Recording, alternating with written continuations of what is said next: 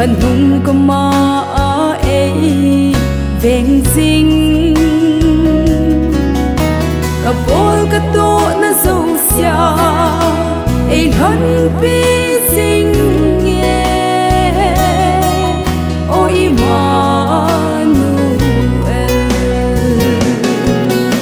kan hung ko ma e veng ding ti zat na munda lung mon na ei pe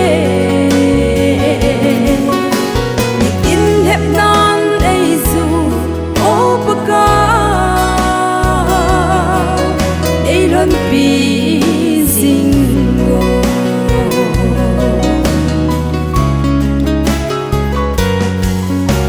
ei si ko le thil ho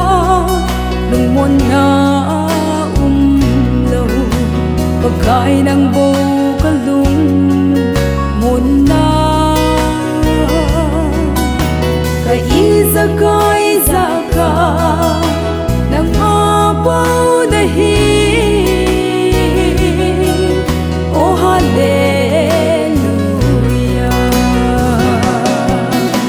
anong ka maay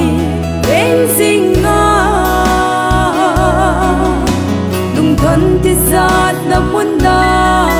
lung mon na ei pe ni in hep nan ei su o paka ei ron pi zingo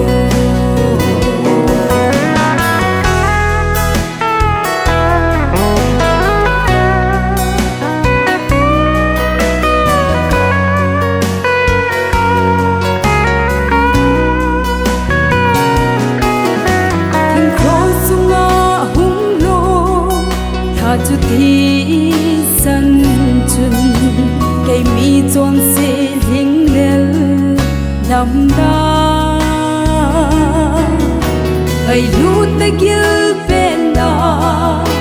cây ei ngai lut su ken su mil lo ding anung ko ma ei ven sing ti zat na munda lung mon na ei pe ni in hep nan ei su o paka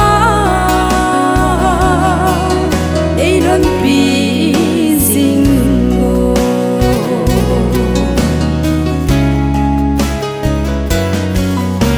tui mei le pa cha pa bang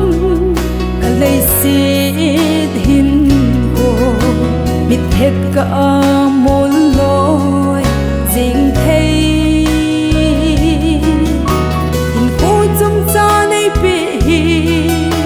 cầm ăn thêm là tin ba này hòn vì ô cả đúng có ma ấy bên dinh ti zat na munda lung bon na ei pe ni in hep na